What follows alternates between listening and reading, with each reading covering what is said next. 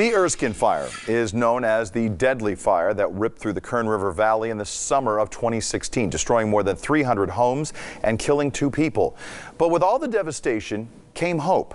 23 ABC's Leah Pezzetti shows us how tragedy turned into an unlikely bond. You have to drive 12 miles down a side road before you get to Daryl Snyder's home. This is the end of the electricity, the end of the telephone.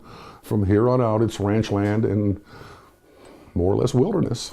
His home is guarded by a dog with a bell, a nosy cat, and horses standing by Daryl's new red barn. We have sheep and chickens and farm fresh eggs. Daryl sports overalls every single day. They got all the pockets and all the right spots. He's a fan of his life in solitude. People ask me why I live out here, and I said I had a choice between living by tweakers or bears. For him, the choice is simple. Bears are predictable. But when you drive down that road to Daryl's house, you'll also pass charred Joshua trees. And that new red barn stands where the one before burned in the Erskine fire. Daryl's home was in the middle of devastation. I sat out in the road and I just watched, thinking any minute my house has got to go up. More than 100 miles away, another world. Last name Yam, Y-A-M, just like the potato. Marcus Yam is a staff photographer for the Los Angeles Times. Features to food assignments to breaking news. As a photographer, he's able to fly under the radar. Usually when I get letters from readers, it's usually because, hey, you misspelled my name, hey, you made me look fat, or hey, I didn't look that great, or how can I get those photos for free? 2 men in different worlds, connected by one moment. In June of 2016, Daryl stayed with his home during the Erskine fire as his neighbors' homes burned around him. He watched a photographer drive up, snap a picture, then drive away. I remember the amber-colored sky, because due to the smoke, and I thought to myself, what a neat photo. But to Daryl, I thought you're just another media vulture. It never occurred to me that I was seen as a vulture. I was just doing my job. Marcus continued work taking him on an assignment overseas to Iraq, where he took these pictures, profiling an ISIS bomb diffuser. When you go out with him in the field and he tells me, this is the moment when he tells me, run, because he's about to light the fuse.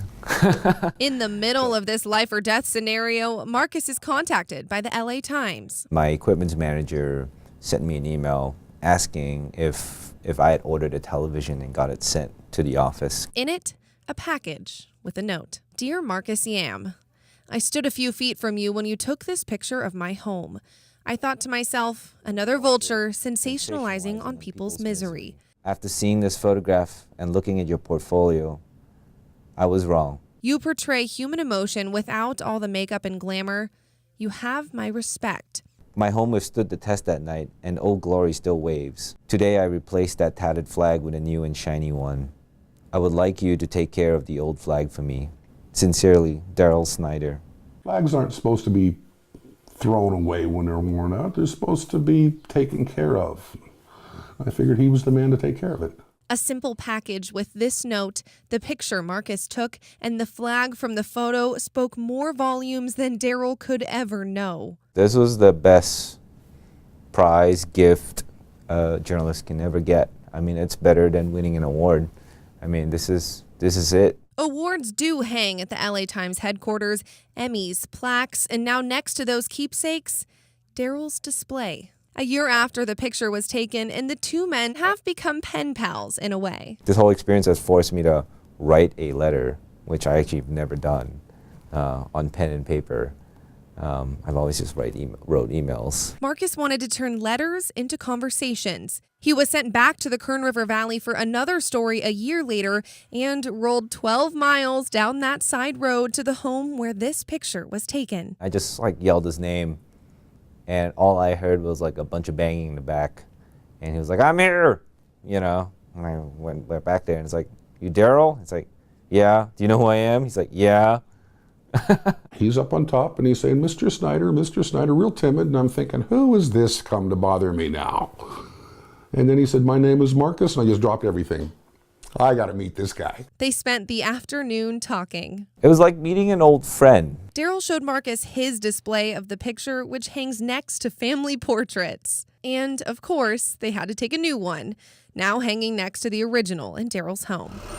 Marcus left, and returned to the busy streets of LA, leaving Daryl at his home in the quiet Kern River Valley, still faced on a daily basis with the burned reminders of Erskine. But a new flag now hangs out front, a symbol of moving forward and the friendship the two men now have. How destiny and fate work is amazing. How one picture sets off something like this. They're not sure when they'll see each other next, but they know they'll always have the bond over this photo. Leah Pezzetti, 23 ABC.